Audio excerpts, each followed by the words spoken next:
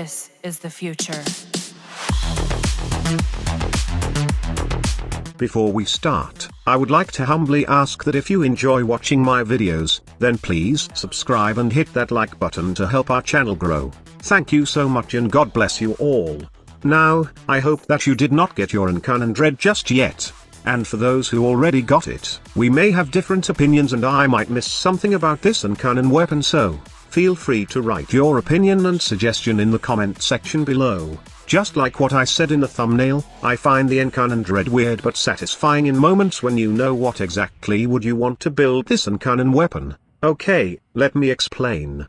First of all, the evolutions were changed, and some of the perks we saw in the leaks were nowhere to be found in the final form of the Incarnon Dread. I was hoping that I could make some sort of Ivara's Navigator build with the Incarnon Dread, since the first tier evolution has this perk that allows it to be directed just like the Tenet Envoy while you are invisible, and then at evolution 4, you can increase the critical damage on punch through hit. However, these perks did not get into the final version. Instead, we got something that somehow makes the weapon powerful, if you have chosen the right perk, that is.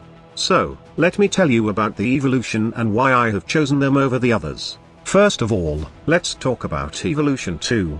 There are two options. One is you gain increased damage by 100% when enemies are at half health, or you can choose a perk that increases damage and fire rate per hit and it stacks 5 times. However, you must not miss a shot as the buff will reset. In my case, I choose the latter over the surefire 100% bonus. This is because the Incarnon Dread needs to have good damage at initial hits, and before even halving the health of enemies, you should have good damage since most of the weapon arcanes and galvanized mods don't proc with the bleed damage of the Dread.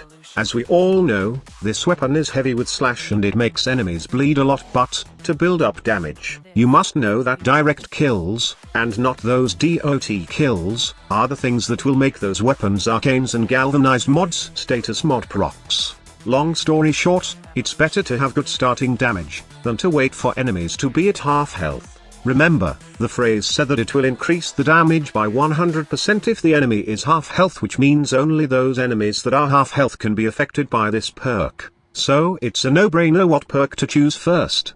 Moving on, we got evolution 3, which has the projectile speed, ammo capacity, and negative zoom perks. I have no interest in the negative zoom perk, and the ammo capacity only works with the normal form of the Dread, so I go with increased projectile speed as it both affects Incarnon and normal form.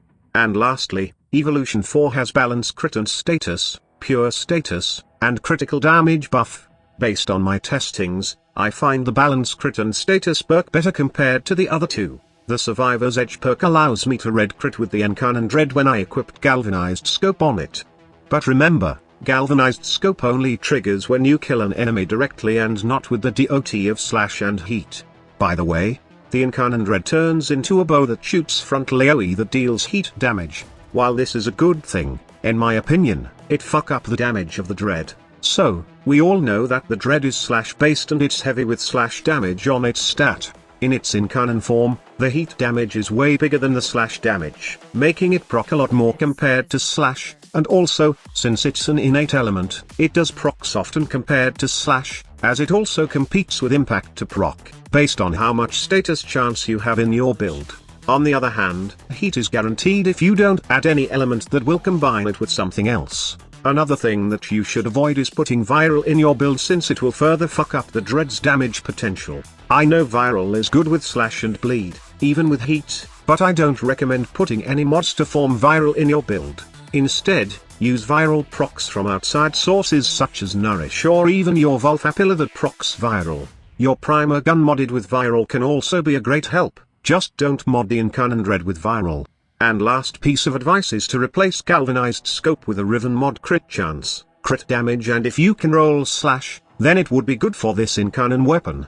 The Incarnon Dread is amazing with red crits. Galvanized scope is the best option to do red crit, aside from outside sources like Warframe abilities, mods, and even Arcane Avenger, but it's not very reliable since it will need to kill enemies with the direct damage and not the DOT to proc the buff of galvanized scope. Also, you would need to aim and land headshots to get red crits, so if you can pair it with a Riven, then it would be super cool.